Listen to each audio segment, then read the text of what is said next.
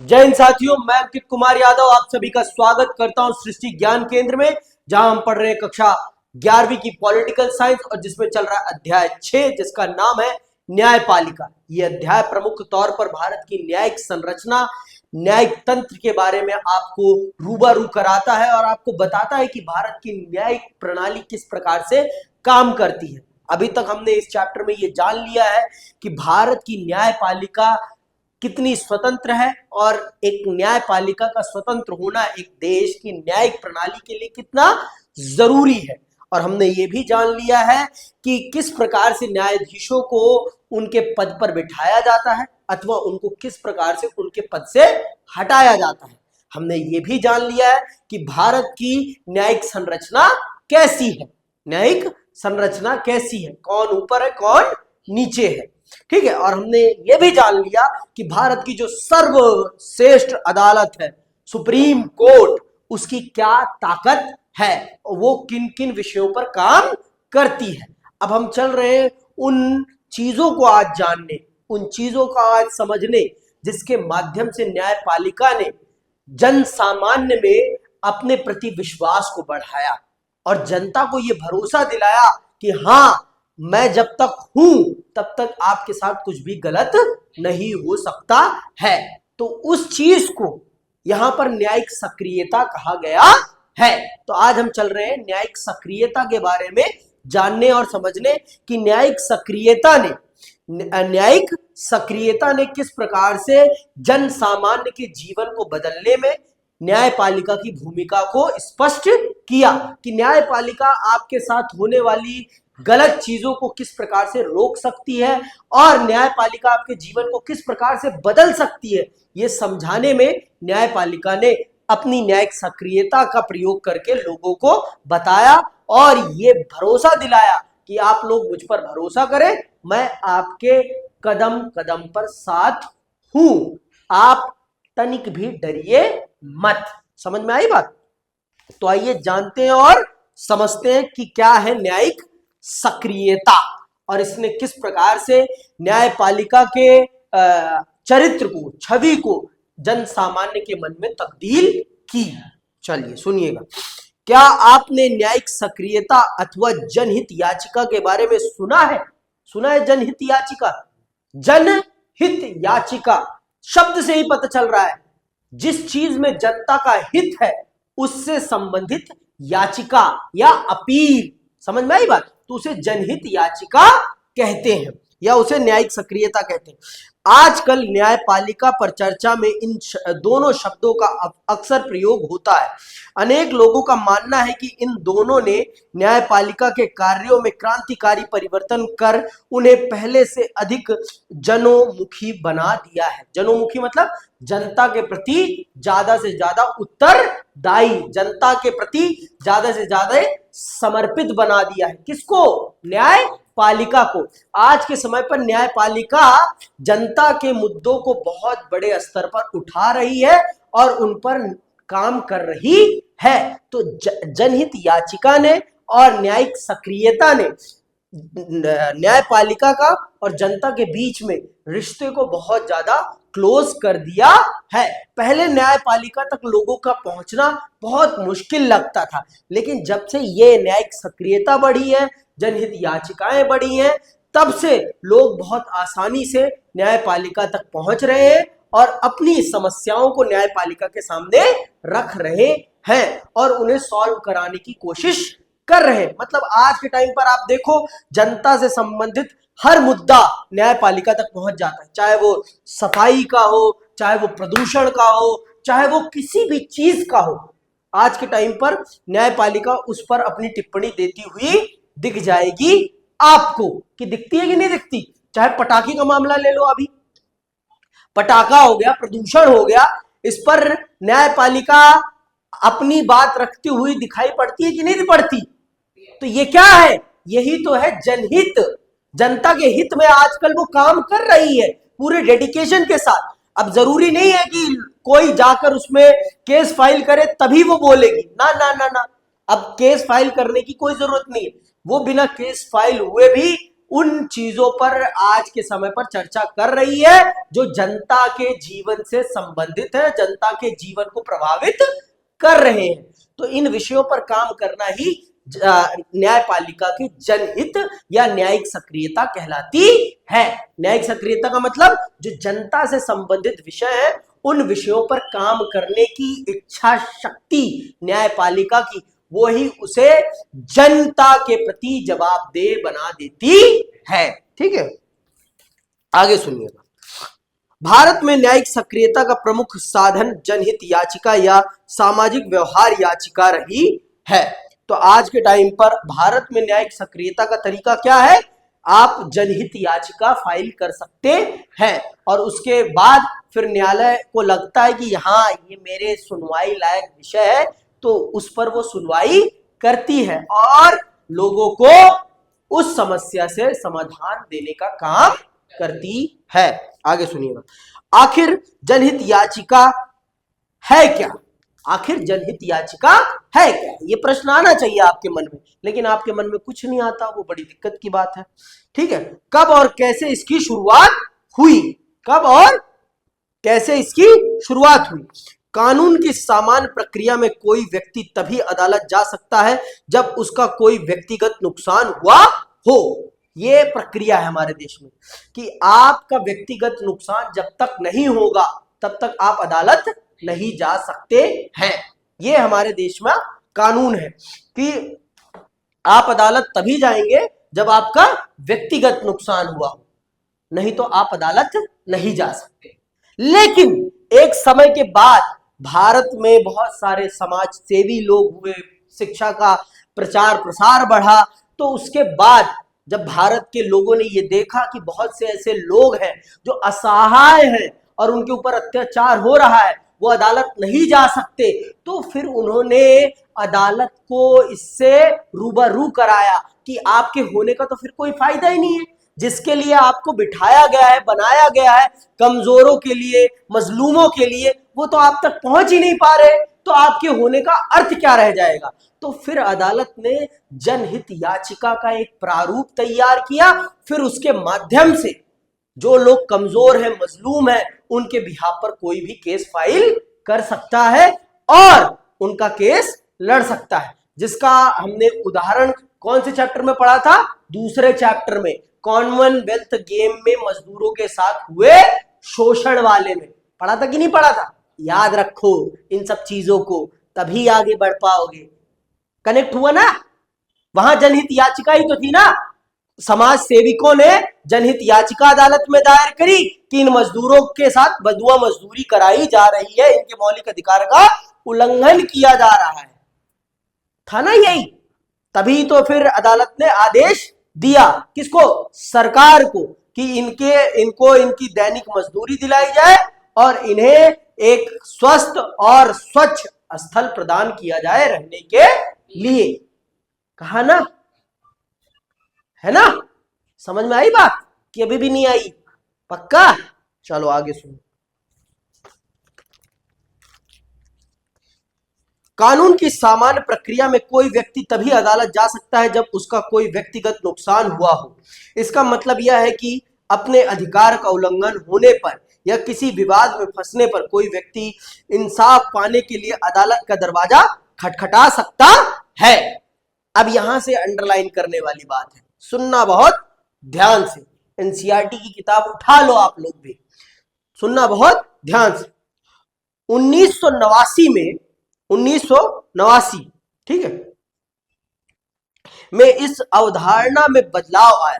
1989 में इस बदलाव की शुरुआत करते हुए न्यायालय ने एक ऐसे मुकदमे की सुनवाई करने का निर्णय लिया जिसे पीड़ित लोगों ने नहीं बल्कि उनकी ओर से दूसरों ने दाखिल किया था। अंडरलाइन करने वाली बात है यहां। 1989 में एक ऐसे केस पर न्यायालय ने सुनवाई की जिसको पीड़ितों ने दाखिल नहीं किया था, उनके बिहाफ पर कुछ और अन्य लोगों ने दाखिल किया था। तो वहीं से जनहित याचिका वाला कॉन्सेप्ट भारत की न्यायिक प्रणाली में सम्मिलित हो गया। उससे पहले भारत की न्याय प्रणाली में जनहित याचिका नामक कुछ भी नहीं था। जनहित याचिका नामक और न्यायिक सक्रियता वाली कोई चीज नहीं थी। समझ में आई बात? तो न्यायिक सक्रियता का प्रादुर्भाव भारतीय न्याय प्रणाली में 1989 में होता है। 1989 ठीक है, 1989 1979 में 1979 जिनको हिंदी में गिनती नहीं आती उनके लिए ये याद रखिए। ठीक है, चूंकि इस मामले में जनहित से संबंधित एक मुद्दे पर विचार हो रहा था, अंततः इसे और ऐसे ही अन्य अनेक मुकदमों को जनहित याचिकाओं का नाम दिया गया। उसी समय सर्वोच्च न्यायालय ने कैदियों के अधिकार से संबंधित मुकदमे पर भी विचार किया। इससे ऐसे मुकदमों की बाढ़ सी आ गई जिनमें जनसेवा की भावना रखने वाले नागरिकों तथा स्वयं सेवी संगठनों ने अधिकारों की रक्षा, गरीबों के जीवन को और बेहतर बनाने, पर्यावरण की सुरक्षा और लोकहित से जुड़े अनेक मुद्दों पर न्यायपालिका से हस्तक्षेप की मांग की। जनहित याचिका न्यायिक सक्रियता का सबसे प्रभावी साधन हो गई है। तो आज के टाइम पर जनहित याचिका न्यायिक सक्रियता का सबसे प्रभावी तरीका है और इसके माध्यम से जनता की सामान्य से सामान्य समस्या को न्यायपालिका के सामने रखा जा रहा है और जिन विषयों पर सरकार ध्यान नहीं दे रही है, न्यायपालिका के माध्यम से सरकार पर यह दबाव बनवाया जा रहा है कि सरकार उस पर काम करे। समझ में आई बात? सरकार उस पर काम करे और सरकार बेहतरीन तरीके से काम करे, सिर्फ काम नहीं बेहतरीन तरीके से काम करे और जनता की समस्याओं को दूर करे। समझ में आई बात कि नहीं आई अभी भी? पक्का? चलो आगे सुनो। किसी के द्वारा मुकदमा करने पर उस मुकदमे पर विचार करने के बजाय न्यायपालिका ने अखबार में छपी खबरों और डाक से प्राप्त शिकायतों को आधार बनाकर उन पर विचार करना शुरू कर दिया। इस तरह न्यायपालिका की यह नई भूमिका न्यायिक सक्रियता के रूप में लोकप्रिय हुई।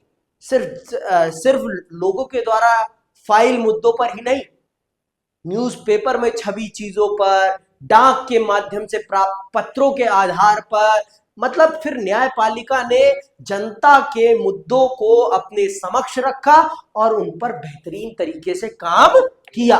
मतलब अपनी भूमिका को उसने स्पष्ट किया कि हाँ भाई, मैं जिनके लिए बनी हूं, मतलब गरीब मजलूम लोगों को अधिकार दिलाने के लिए मैं आई हूं, तो मैं उनके लिए पूरी तरीके से काम करूंगी। तो ये न्यायिक सक्रियता उसका एक तरीका है। किसका? न्यायपालिका का जनता के अधिकारों की रक्षा करने का एक तरीका है। समझ में आई बात? न्यायिक सक्रियता क्या है? न्यायपालिका का जनता के अधिकारों की रक्षा करने का एक तरीका है, जिसके माध्यम से न्यायपालिका ने अपने देश की जनता और जनार्दन के अधिकारों की सुरक्षा की है। समझ में आई बात इतनी की नहीं आई अभी भी? पक्का भाई? समझ पक्का ना? कोई दिक्कत? पक्का ना? चलो आगे सुनो। जनहित याचिकाओं के माध्यम से न्यायपालिका ने अधिकारों का दायरा बढ़ा दिया। शुद्ध हवा, पानी और अच्छा जीवन पाने पूरे समाज का अधिकार है। न्यायालय का मानना था कि समाज के सदस्य के रूप में अधिकारों के उल्लंघन पर व्यक्तियों को इंसाफ की गुहार लगाने का अधिकार है। ठीक है, इसके अतिरिक्त 1980 के बाद जनहित याचिकाओं और न्यायिक सक्रियता के द्वारा न्यायपालिका ने उन मामलों में भी रुचि दिखाई जहां समाज के कुछ वर्गों के लोग आसानी से अदालत की शरण नहीं ले सकते। इस उद्देश्य की पूर्ति के लिए न्यायालय ने जन सेवा की भावना से भरे नागरिक, सामाजिक संगठन और वकीलों को समाज के जरूरतमंद और गरीब लोगों की ओर से याचिका दायर करने की इजाजत दी। तो फिर अदालत ने भी फुल छूट दी और उन लोगों को काम करने के लिए पूरे अधिकार दिए जो लोग जन सेवा करना चाहते थे। जन सेवा करना और जनता के अधिकारों की सुरक्षा करना चाहते थे, उन लोगों को फिर अदालत ने ये इजाजत दी कि आप इन गरीब मजलूम लोगों के बिहाफ पर केस फाइल कर सकते हैं और लड़ सकते हैं, कोई दिक्कत नहीं है। ठीक है, आगे सुनो। न्यायिक सक्रियता का हमारी राजनीतिक व्यवस्था पर बहुत प्रभाव पड़ा। इससे न केवल व्यक्तियों बल्कि विभिन्न समूहों को भी अदालत जाने का अवसर मिला। इसने न्याय व्यवस्था को लोकतांत्रिक बनाया और कार्यपालिका उत्तरदायी बनाने पर बाध्य हुई। चुनावी प्रणाली को भी इससे ज्यादा मुक्त और निष्पक्ष बनाने का प्रयास किया। न्यायपालिका ने चुनाव लड़ने वाले प्रत्याशियों को अपनी संपत्ति, आय और शैक्षणिक योग्यताओं के संबंध में शपथ पत्र देने का निर्देश दिया। इससे लोग सही जानकारी के आधार पर अपने प्रतिनिधियों का चुनाव कर सके। मतलब फिर न्यायपालिका ने वास्तविक तौर पर जो उसकी भूमिका है भारत के संविधान की रक्षा करने की, फिर उसने पूरी तरीके से निभाना प्रारंभ कर दिया। 1980 के बाद न्यायिक सक्रियता के माध्यम से फिर भारत के संविधान ने वो काम किए, मतलब भारत की न्यायपालिका ने वो काम किए जो वास्तविक तौर पर उसे बहुत पहले से करना चाहिए था, जो उसको करने के लिए बनाया गया है। वास्तविक तौर पर जनता के अधिकारों की रक्षा करने के लिए तो बनाई गई है ना न्यायपालिका। तो ये काम फिर उसने बेहतरीन तरीके से करना प्रारंभ कर दिया और जनता के हितों की रक्षा एक नंबर करने लगी हमारी न्यायपालिका। समझ में आई बात? एक नंबर तरीके से हमारी न्यायपालिका हमारे अधिकारों की रक्षा करने लगी। समझ में आई बात इतनी सी कि नहीं आई? पक्का? आगे सुनो। जनहित याचिकाओं की बढ़ती संख्या और सक्रिय न्यायपालिका के विचार का एक नकारात्मक पहलू भी है। इससे न्यायपालिका में काम का बोझ बढ़ा है। दूसरे न्यायिक सक्रियता से विधायिका, कार्यपालिका और न्यायपालिका के कार्यों के बीच का अंतर धुंधला हो गया है। न्यायालय उन समस्याओं में उलझ गया है जिसे कार्यपालिका को हल करना चाहिए। ये भी हुआ है भाई, ठीक है। लेकिन ये भी है कि न्यायपालिका अगर कार्यपालिका अपने कार्य को सही ढंग से अंजाम नहीं दे रही है तो वो भी तो एक प्रकार से अपराध ही है ना जनता के ऊपर। तो जनता उसके लिए कहां जाए? तो न्यायपालिका अगर वो काम करवा सकती है तो न्यायपालिका के पास जाने में दिक्कत क्या है? दिक्कत क्या है? तो ये चीजें भी, तो इससे क्या हुआ? इससे पावर चेक एंड बैलेंस भी तो बना है ना। एक तरफ मैं मानता हूं कि हाँ कामों में धुंधलापन आया है, लेकिन इससे एक चेक एंड बैलेंस भी बना है। अब कार्यपालिका के ऊपर एक और अतिरिक्त दबाव तो है कि हाँ भाई, अगर मैं जनता के कार्यों को सही समय पर अंजाम नहीं दूंगा तो जनता न्यायपालिका जा सकती है और हम पर न्यायिक दबाव बन सकता है।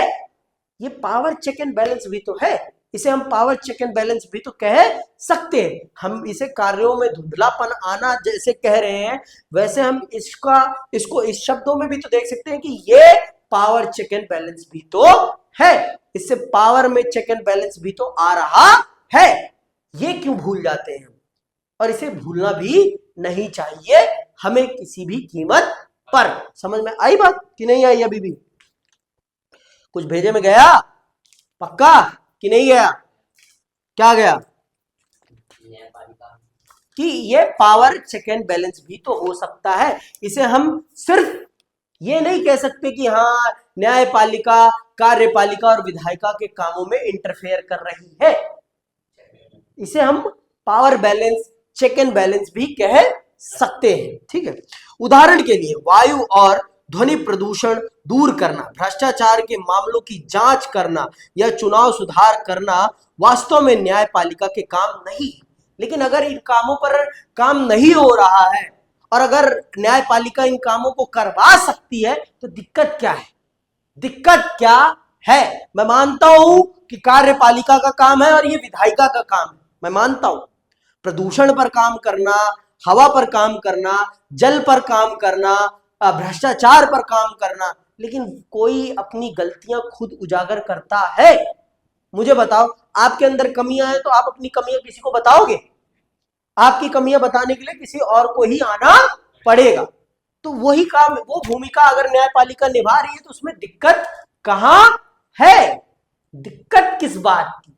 न्यायपालिका को बिठाया ही इसीलिए गया है कि वो इस काम को अंजाम दे, इस काम को अंजाम दे वो, इसीलिए तो उसे हमने बिठा रखा है कि आप इस काम को करिए। आप इसीलिए हैं, आपका काम ही यही है। समझ में आई बात? तो अगर वो जनता के हित के लिए काम कर रही है तो करे ना, वो भी तो उसका काम है। न्यायपालिका का काम भी तो है जनता का हित करना। भाई न्यायपालिका हमने बनाई किस लिए? हमारे अधिकारों की रक्षा के लिए, हमारे संविधान की रक्षा के लिए, हमारी सरकार पर दबाव बनाने के लिए। जनता के हित में काम ना करे वो तो उस पर दबाव बनाए, यही तो काम है ना न्यायपालिका। तो अगर वो इन विषयों पर काम कर रही है तो दिक्कत कहाँ है? कहाँ समस्या आ रही है? कौन सी समस्या आ रही है? मैं भी तो जानूं कितनी बड़ी समस्या आ रही है। कोई समस्या नहीं आ रही। समझ में आई बात? आगे सुनो। ये सभी कार्य विधायिका की देखरेख में प्रशासन को करना चाहिए। इसीलिए कुछ लोगों का मानना है कि न्यायिक सक्रियता से सरकार के तीनों अंगों के बीच पारंपरिक संतुलन रखना बहुत मुश्किल हो गया है। लोकतांत्रिक शासन का आधार यह है कि सरकार का हर अंग एक दूसरे की शक्तियों और क्षेत्राधिकारों का सम्मान करे। न्यायिक सक्रियता से इस लोकतांत्रिक सिद्धांत को आघात पहुंच सकता है। भाई अगर विधायिका और कार्यपालिका अपने कार्यों को सही ढंग से अंजाम नहीं देंगी तो न्यायपालिका को उसमें इंटरफेयर करने में कोई दिक्कत नहीं होनी चाहिए, क्योंकि एक प्रकार से ये भी देश की जनता पर अन्याय है और न्याय देना न्यायपालिका का काम है। और अगर न्यायपालिका अपने न्याय देने के काम को सही से अंजाम नहीं दे रही तो उसका कोई फायदा नहीं है। उसका फिर कोई फायदा नहीं है। इतनी बड़ी संस्था को बनाने का फिर कोई फायदा नहीं है। समझ में आई बात? और पावर चेक एंड बैलेंस बनाना न्यायपालिका का एक दायित्व है, एक जिम्मेदारी भी है। और अगर ये भी नहीं कर रही तो ये बड़े दुविधा वाली बात हो जाएगी। न्यायपालिका अगर इस काम को अंजाम नहीं दे रही तो ये दुविधा वाली बात हो जाएगी। समझ में आई बात मेरी? न्यायपालिका को हमने ये जिम्मेदारी दी है, हमारे संविधान ने ये जिम्मेदारी दी है कि इस देश की जनता के अधिकारों की रक्षा करें आप। और इस देश की सरकार अगर देश की जनता के अधिकारों के साथ खिलवाड़ कर रही है तो आप उसे रोकें, आप उसे सही दिशा दें। ये काम दिया है ना संविधान ने, किसको? न्यायपालिका को। न्यायपालिका कर रही है तो करे, कोई दिक्कत नहीं है। लेकिन हाँ, अपनी सीमा में रहते हुए अपनी सीमा को लांघने की कोई जरूरत नहीं है। आपका उन्हें बोल देना ही काफी है। आप अगर किसी समस्या को एड्रेस कर रहे हैं उनके समकक्ष तो उतना ही काफी है, क्योंकि आप कोई छोटी मोटी संस्था नहीं है, आप कोई छोटा मोटा व्यक्ति नहीं है। अब भाई एक बात बताओ मुझे, मेरी समस्या को प्रधानमंत्री जी एड्रेस करेंगे तो क्या कोई मेरी समस्या को सुनेगा? नहीं। बताओ, अगर मैं कुछ समस्या बता रहा हूं कि माननीय प्रधानमंत्री जी मुझे इस प्रकार की समस्या हो रही है और आपका प्रशासन मेरी बात नहीं सुनता, तो अगर प्रधानमंत्री जी उस पर कोई आदेश देंगे या कोई भी कुछ भी बोलेंगे तो मेरी समस्या सुनी नहीं जाएगी। स्वाभाविक सी बात है। तो अगर न्यायपालिका सिर्फ इतना कह दे रही है कि हाँ, हवा और पानी स्वच्छ मिलना हर नागरिक का जन्म सिद्ध अधिकार है, मौलिक अधिकार है, तो सरकार पर यह दबाव अल्टीमेटली बन जाएगा। कोई आदेश देने की जरूरत नहीं है, अल्टीमेटली बन जाएगा कि सरकार स्वच्छ हवा, स्वच्छ पानी, स्वच्छ वातावरण देश की जनता को मुहैया कराए। समझ में आई बात? आगे सुनिए। न्यायिक पालिका और अधिकार। अब आते हैं आज के दूसरे विषय पर, न्यायपालिका और अधिकार। क्या है न्यायपालिका और अधिकार? चलिए जानते हैं और समझते हैं। ठीक है, हम पहले ही देख चुके हैं कि न्यायपालिका को व्यक्ति के अधिकारों की रक्षा करने का दायित्व सौंपा गया है। अंडरलाइन करो इस बात को। क्या कहा गया है? न्यायपालिका को व्यक्ति के अधिकारों की रक्षा करने का दायित्व सौंपा गया है। संविधान ऐसे दो विधियों का वर्णन करता है जिससे सर्वोच्च न्यायालय अधिकारों की रक्षा कर सके। तो वो कौन सी विधियां हैं? पहला, यह अनेक रिट जैसे बंदी प्रत्यक्षीकरण, परमादेश आदि जारी करके मौलिक अधिकारों को फिर से स्थापित कर सकता है। अनुच्छेद 32 उच्च न्यायालय को भी ऐसे रिट जारी करने की शक्ति है। अनुच्छेद 226, ठीक है, अनुच्छेद 226 के अंतर्गत आपके उच्च न्यायालयों को अर्थात हाई कोर्ट्स को भी रिट जारी करने का अधिकार है। अनुच्छेद 32 के अंतर्गत किसको रिट जारी करने का अधिकार है? आपके सर्वोच्च न्यायालय को, आपके मौलिक अधिकारों की रक्षा के लिए। दूसरा क्या है? दूसरा, सर्वोच्च न्यायालय किसी कानून को गैर संवैधानिक घोषित कर उसे लागू होने से रोक सकता है। अनुच्छेद 13, अगर लगता है उसे कि सरकार के द्वारा बनाया गया ये कानून भारत की जनता के अधिकारों का उल्लंघन करती है तो अनुच्छेद 13 का प्रयोग करते हुए सर्वोच्च न्यायालय उस कानून को गैर कानूनी घोषित कर सकती है, गैर संवैधानिक घोषित कर सकती है। तो ये वो दो तरीके हैं जिनके माध्यम से भारत की न्यायपालिका आपके और हमारे अधिकारों की रक्षा करने का काम करती है। ठीक है, ये दोनों प्रावधान एक और सर्वोच्च न्यायालय को नागरिकों के मौलिक अधिकारों के संरक्षक तथा दूसरी ओर संविधान के व्याख्याकार के रूप में स्थापित करते हैं। उपयुक्त प्रावधानों से दूसरा प्रावधान न्यायिक पुनर्वालोकन की व्यवस्था करता है। सर्वोच्च न्यायालय की सबसे महत्वपूर्ण शक्ति संभवतः न्यायिक पुनर्वालोकन की शक्ति है। न्यायिक पुनर्वालोकन की मतलब अपने द्वारा दिए गए आदेश को वो फिर से बदल सकती है और इस शक्ति को क्या कहा जाता है? न्यायिक पुनर्वालोकन की शक्ति। समझ में आई बात? इस शक्ति को क्या कहा गया है? न्यायिक पुनर्वालोकन की शक्ति। और ये शक्ति सिर्फ किसके पास है? सर्वोच्च न्यायालय के पास। हाई कोर्ट वाई कोर्ट के पास नहीं है ये शक्ति, सिर्फ सर्वोच्च न्यायालय के पास ही ये ताकत है कि वो अपने द्वारा दिए गए किसी भी आदेश को बदल सकती है। ठीक है, सुनना, न्यायिक पुनर्वालोकन का अर्थ है कि सर्वोच्च न्यायालय किसी भी कानून की संवैधानिकता जांच सकता है और यदि वह संविधान के प्रावधानों के विपरीत हो तो न्यायालय उसे गैर संवैधानिक घोषित कर सकता है। संविधान में कहीं भी न्यायिक पुनर्वालोकन शब्द का प्रयोग नहीं किया गया है, लेकिन भारत में संविधान लिखित है और उसमें दर्ज है कि मूल अधिकारों के विपरीत होने पर सर्वोच्च न्यायालय किसी भी कानून को निरस्त कर सकता है। इन तथ्यों के कारण भारत के संविधान में न्यायिक पुनर्वालोकन शब्द का प्रयोग न होने पर भी यह शक्ति सर्वोच्च न्यायालय को प्राप्त है। समझ में आई बात? तो भारत की जो सर्वोच्च अदालत है, सर्वोच्च अदालत, वो किसी भी कानून को गैर संवैधानिक घोषित कर सकती है। इतनी ताकत है किसके पास? सर्वोच्च न्यायालय के पास। समझ में आई बात? अगर उसे लगता है, मान लो 5 साल पहले तक ये कानून उसे सही लग रहा था, तब तक तो उसने उसे गैर संवैधानिक नहीं घोषित किया। अगर उसे 5 साल बाद लगता है कि ये कानून जो बनाया है सरकार ने ये गैर संवैधानिक है, उसे वो गैर संवैधानिक कह सकती है। समझ में आई बात?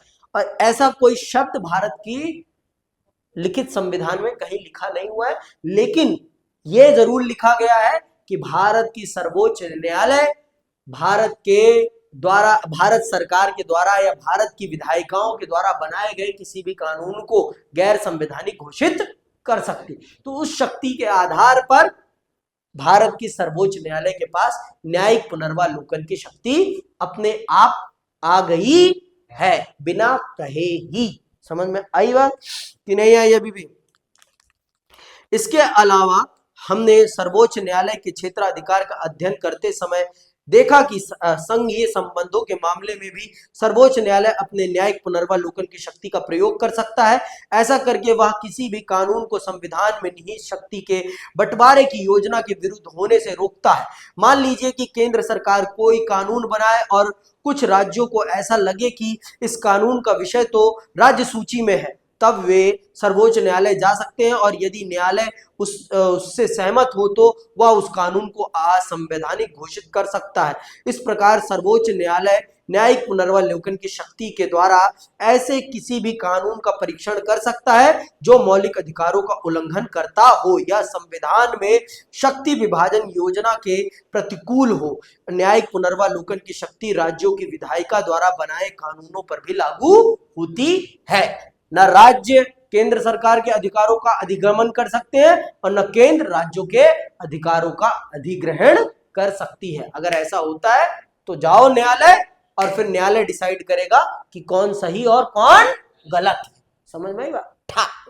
आगे सुनो, रिट जारी करने की ओर न्यायिक पुनर्वालोकन की शक्तियां सर्वोच्च न्यायालय को अत्यंत शक्तिशाली बना देती हैं, अत्यंत शक्तिशाली बना देती हैं। न्यायिक पुनर्वालोकन की शक्ति का मतलब यह हुआ कि न्यायपालिका विधायिका द्वारा पारित कानूनों की ओर और संविधान की व्याख्या कर सकती है। अनेक लोगों का मानना है कि इसके द्वारा न्यायपालिका प्रभावी ढंग से संविधान की रक्षा करती है और नागरिकों के अधिकारों की भी रक्षा करती है। जनहित याचिकाओं ने नागरिकों के अधिकारों की रक्षा करने की न्यायपालिका की शक्ति में बढ़ोतरी की है। समझ में आई बात? क्या आपको याद है कि अधिकारों से संबंधित अध्याय में हमने शोषण के विरुद्ध अधिकार का उल्लंघन किया था। यह अधिकार बंधुआ मजदूरी, लोगों की खरीद फरोख्त और खतरनाक कामों में बाल श्रम पर प्रतिबंध लगाता है। लेकिन प्रश्न यह है कि जिन लोगों के अधिकारों का उल्लंघन होता है वे अदालत का दरवाजा कैसे खटखटाएं? जनहित याचिकाओं और न्यायिक सक्रियता से न्यायपालिका के लिए यह संभव हो पाया है कि वे ऐसे उल्लंघनों के मामले पर विचार कर सके। इससे न्यायालय ने अनेक मुद्दों पर विचार किया, जैसे जेल के अंदर पुलिस द्वारा कैदियों की आंखें फोड़ना, पत्थर की खदानों में काम करने की अमानवीय दशा, बच्चों का यौन शोषण आदि। इस प्रवृत्ति ने गरीब व पिछड़े वर्ग के लोगों के अधिकारों को अर्थपूर्ण बना दिया है। तो आप ये जान लीजिए कि न्यायिक पुनर्वालोकन, न्यायिक सक्रियता ने उन लोगों तक न्यायपालिका की पहुंच को पहुंचा दिया है जो वास्तविक तौर पर न्यायिक अधिकार के अधिकारी हैं, जिनके साथ वास्तविक तौर पर शोषण हो रहा है, जो सच में मजलूम है, जिनके ऊपर सच में अत्याचार हो रहा है, जिन्हें सच में न्यायपालिका की जरूरत है। तो न्यायिक पुनर्वालोकन ने और न्यायिक सक्रियता ने उनके और उनके बीच का जो डिस्टेंस था उस डिस्टेंस को कम किया है। समझ में आई बात? तो आज की क्लास यही समाप्त करते हैं और अगली क्लास में हम ये समझेंगे न्यायपालिका और विधायिका के बीच के डिस्प्यूट को, और इसी के साथ ये अध्याय समाप्त कर देंगे हम। तो आज के लिए बस इतना ही, मैं आपसे विदा लेता हूं। जय हिंद, जय भारत।